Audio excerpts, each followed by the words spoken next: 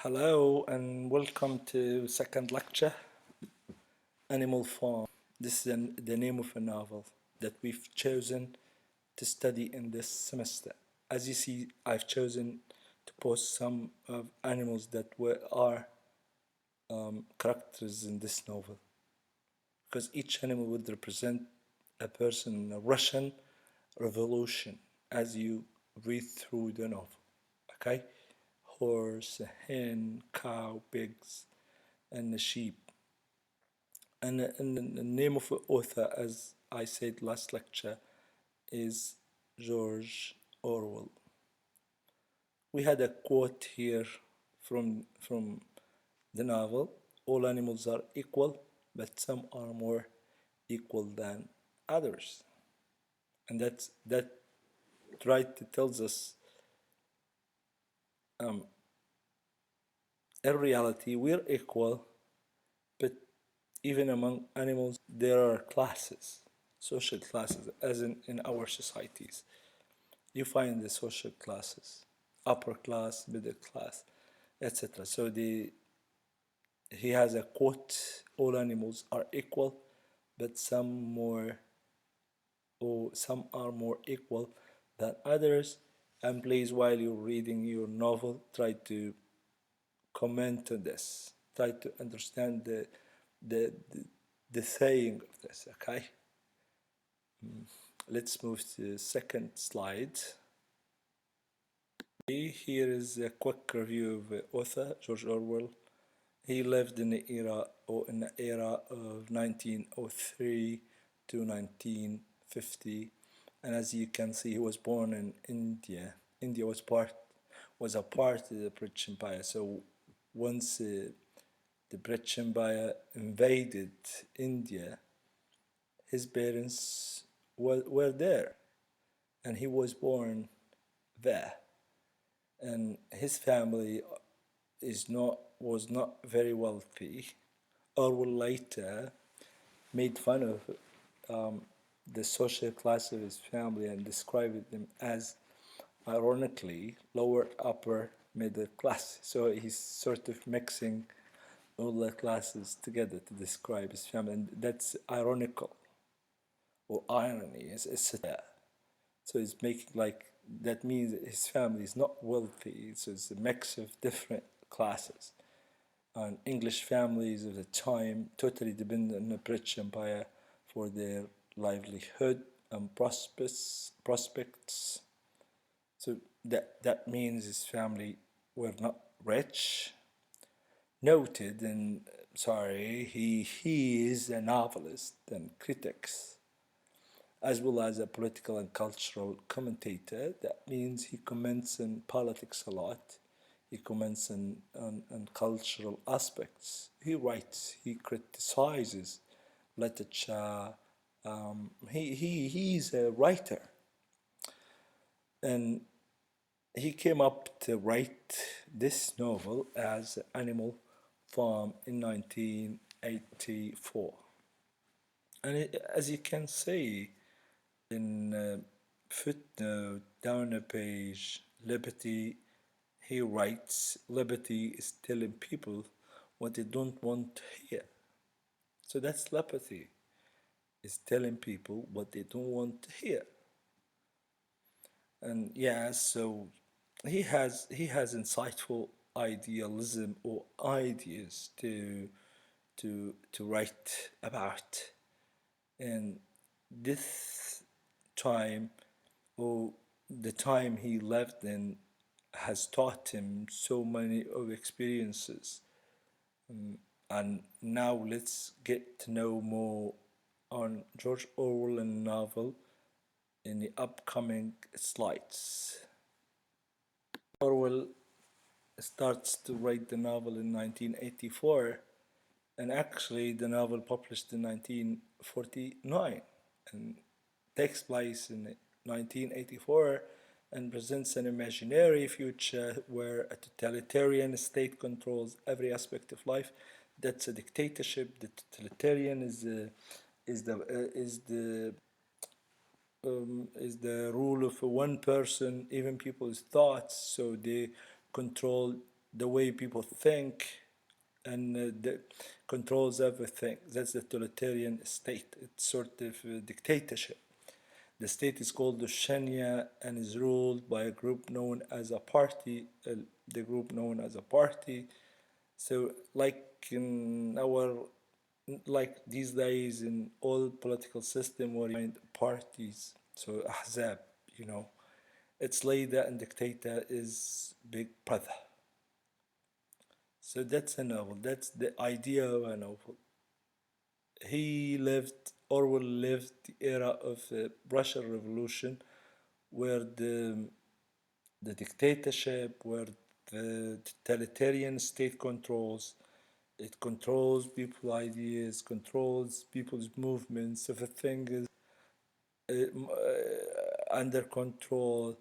No freedom of speech, no freedom of media, nothing. So that's where he started to think, to write the novel. You know, and that's a brief introductory notes about the how this novel representing the leaders of the Russian Revolution that time. Okay, in this slide we'll look at George Orwell and his beliefs. So Orwell was a person who had a reputation for standing apart and even making a virtue of his detachment. He always stands against the crowd. He criticizes politics. He criticizes the way leaders lead. So that's what does it mean by standing apart. He doesn't just follow the the whole state. So that's how critical he was. And this outsider position often led him to oppose the crowd.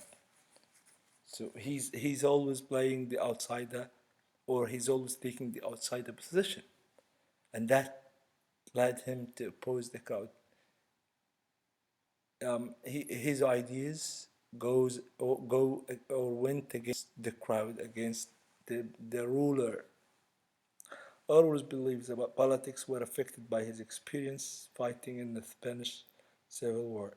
Since he was a veteran in the Spanish Civil War, he got some of his beliefs from that sore experience. And he viewed socialists, communists, and fascists as repressive and self-serving. And yeah, so communism شيوعية, السوشيالست and fascists الفاشية as repressive and self-serving. So they're repressive beliefs, and they serve just themselves. They don't serve their people, their state, everything around them. And he was skeptical of governments and their willingness to forsake ideas in favor of power. He neglects what the government is trying to dictate him. He just on the side of criticizing the what the government has been doing. And yeah, so that's the role he George Orwell is always playing, and these are his beliefs. Okay, let's understand more why was the intention of Orwell to write about animals. In explaining how he came to write Animal Farm, Orwell says he once saw a little boy wiping a horse, and later he wrote a quote here between two converted commas. It struck me that if only such animals became aware of their strength, we should have no power over them, and that men exploit animals in much the same way as the rich exploit the worker. So you see how he compared the animals and the workers in society. If animals would have such a power, would be aware of their power, they would repel against the human beings, and how humans exploit animals. So he compared this into how the rich exploit the worker or the working class. So it's such a comparison. So this belief has made Orwell to write about this novel. So sort of amazing thoughts and ideas by Mr. Orwell. So yeah, we turn into Orwell in India. He was born in India, as I said, and spent his early years there since his father held a post there. So as I said in a previous slide, that's why he lived in India during the British Empire, where they invaded India for some time. He was a lonely boy who liked to make up stories. He liked to make up stories, like imaginary stories, and talk with imaginary companions, friends. Like he would talk to himself, he would talk to others. So that's where he started to be a novelist, a critic, cultural and political commentator. As an adult, he worked for the Imperial Police in British occupied India. So he worked for the police in the British occupied India or in the British Empire. As an adult, and later he started to be novelist. He started to write and criticize governments, etc. Yeah, so India is a great country actually, and that's where Orwell has spent some of his early years. Now we turn to get introductory notes about the story or the novel that we're reading this time. What's Animal Farm? A masterpiece of political satire. Satire is a sort of fun, political, making fun of politics. Animal Farm is a tale of oppressed individuals who are oppressed by their dictatorship leaders, or by the totalitarian state we've been talking about, who long for freedom but ultimately are corrupted by assuming the very power that had originally oppressed them. So yeah, it tries to teach you a lesson about the oppressed individuals in society, by their governments, by their political system, by their dictatorships. So they revolt against those dictatorships, and later they were like these oppressed people that think they will live a good life, but later things were different, you know. And the story traces deplorable conditions of mistreated animals who can speak and who can exhibit many human characteristics. While you read the novel, you'll get to know much of the story, like why some of the animals are mistreated by humans, and later they revolt on a human, and expel the farm owner, Mr. Jones, and his family after extreme negligence or negligence by their owner, Mr. Jones. The animal revolt and expelled Mr. Jones and his wife from a farm. So Mr. Jones was the owner of a farm, and he neglected to feed the animals. Later, the animals got mad, and they united, revolt against the human being and expelled them. And they established their own state that they name it as animalism. In subsequent lectures, we will talk about it in details. The tale of the society the animals form into a totalitarian regime is generally viewed as Orwell's critique of the communist system in a former Soviet Union, الاتحاد السوفيتي يعني. So here, the totalitarian regime, Mr. Orwell has chosen to criticize the communist system زي ما قلنا النظام الشيوعي في الاتحاد السوفيتي السابق يعني during the Russian Revolution.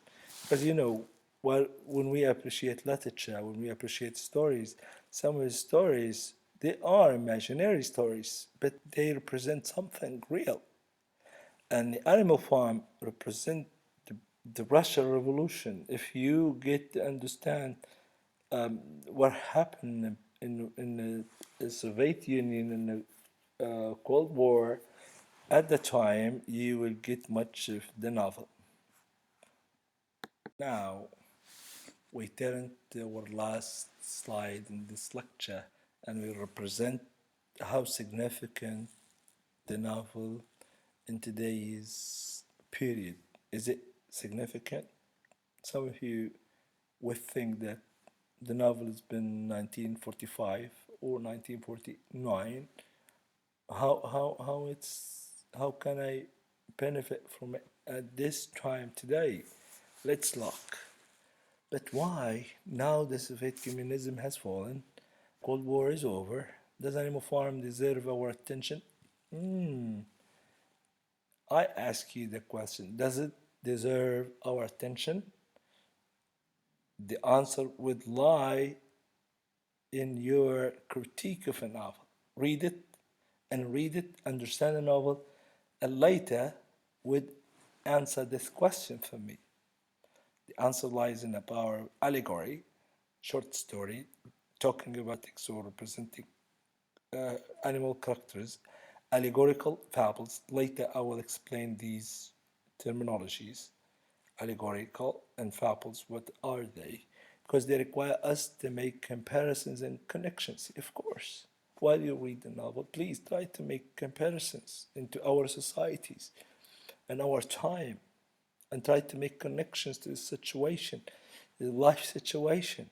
Can be in the reader in any historical period, I'm sure. Once you start to read the novel, once you start to understand the novel, and the concepts of novel and Orwell's significance, you would try to reflect in today's life, in today's situational issues. The story of Animal Farm will always have lessons to teach us. Of course, it has a lesson to teach you about the ways that people abuse power and manipulate others. It teaches us how our own politicians abuse power and how they manipulate their people. Orwell's chilling story of the betrayal of idealism through tyranny and corruption is as fresh and relevant today as when it was first published in 1945. That's what some of the critics have been saying. So this story, since it's been published in 1945, but still gives a lesson in today's history. We can benefit from it. Please, once you're reading through the novel, try to reflect on it. Try to understand the meanings of concepts, how they relate to today's issues, today's goals, significance, ideas towards your own beliefs of politics. It teaches you a lesson. It teaches a lesson. So next lectures, until then, wait for the next lecture where we will more go into details of a story of a novel. I give you some guidelines how you can, they would help you. These slides and these presentations will help you to understand much of the novel. Thank you very much for your listening. Please follow up your presentations, take notes, read the novel, get the novel read, raise questions, try to read it again and again, because you may not be able to understand at first, but I tell you, once you read it again and again, you will understand it. And see you. Good luck.